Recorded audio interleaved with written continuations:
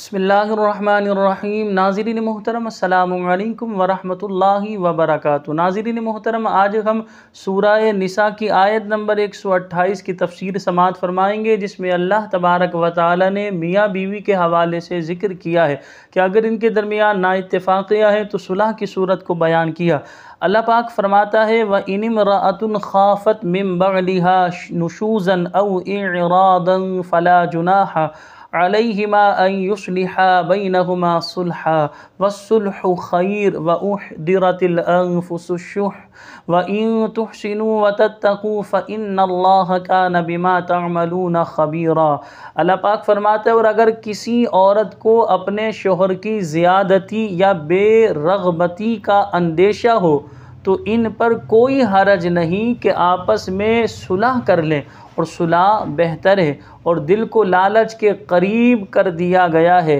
और अगर तुम नेकी और परहेज़गारी इख्तियार करो तो अल्लाह को तुम्हारे कामों की खबर है।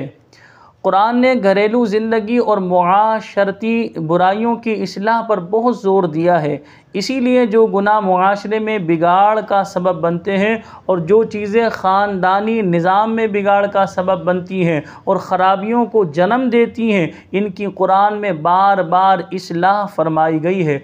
जैसा कि यहाँ फरमाया गया है कि अगर किसी औरत को अपने शोहर की ज़्यादती या बेरग़बती का अंदेशा हो, ज़्यादती तो इस तरह के शोहर इससे अलहदा रहे, खाने पहनने को ना दे, या इसमें कमी करे या मारे या बदज़बानी करे, और एराज़ यानी मुँह फेरना, ये कि बीवी से मोहब्बत ना रखे, बोल चाल तर्क कर दे या कम कर दे, तो इन पर कोई हरज नहीं कि आपस में इफ़हाम व तफ़हीम से सुलह कर लें। जिसका आसान तरीका ये है कि औरत शोहर से अपने मुतालबात कुछ कम कर दे और अपने कुछ हुकूक का बोझ कम कर दे, और शोहर यूँ करे कि बावजूद रग़बत कम होने के इस बीवी से अच्छा बर्ताव बतकल्लुफ़ करे। ये नहीं कि औरत ही को कुर्बानी का बकरा बनाया जाए। मर्द और औरत का यूँ आपस में सुलह कर लेना ज़्यादती करने और जुदा हो जाने से बेहतर है, क्योंकि तलाक़ अगरचे बाज़ सूरतों में जायज़ है,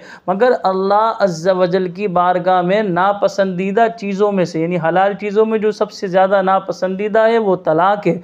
हज़रत अब्दुल्लाह बिन उमर रदियल्लाहु तआला अन्हुमा से रिवायत है, रसूल पाक सल्लल्लाहु अलैहि वसल्लम ने इरशाद फरमाया, अल्लाह ताला के नज़दीक हलाल चीज़ों में सबसे नापसंद चीज़ तलाक़ देना है।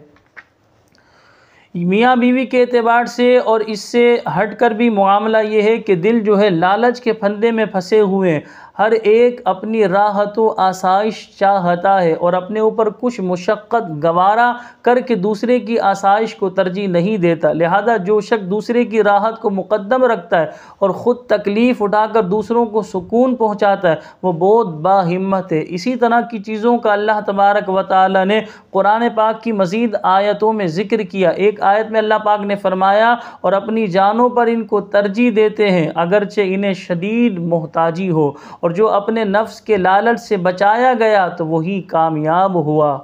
एक आयत में फरमाया, बेशक ज़रूर तुम्हारी आजमाइश होगी तुम्हारे माल और तुम्हारी जानों में, और बेशक ज़रूर तुम अगली किताब वालों और मुशरिकों से बहुत कुछ बुरा सुनोगे, और अगर तुम सब्र करो और बचते रहो तो ये बड़ी हिम्मत के काम है। एक आयत में फरमाया, और नेकी और बदी बराबर ना हो जाएंगे, ए सुनने वाले बुराई को भलाई से टाल, जभी वो के तुझ में और इसमें दुश्मनी थी ऐसा हो जाएगा जैसे गहरा दोस्त। और ये दौलत नहीं मिलती मगर साबिरों को, और इसे नहीं पाता मगर बड़ा नसीब वाला।